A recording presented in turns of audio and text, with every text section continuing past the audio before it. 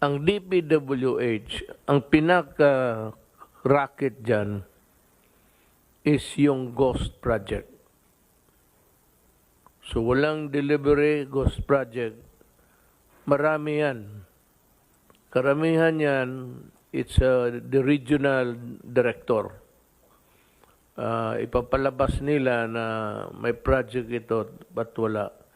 So the best way is to conduct an audit of those projects to determine if they are ghost projects or not. And I think they are plenty.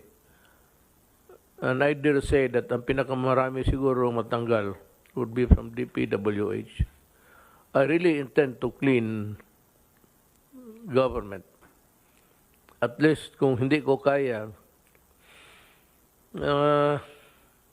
maminus-minusan ang kurakot sa gobyerno.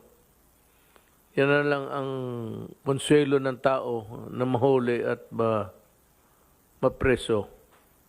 But most of this, yung misconduct, actually, that's the administrative term. Pero kung tignan mo yan, ang crime nila in the penal side, mga falsification yan, malversation.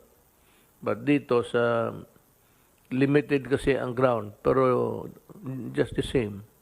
Pag gross dishonesty, ganun yan. That's embezzlement.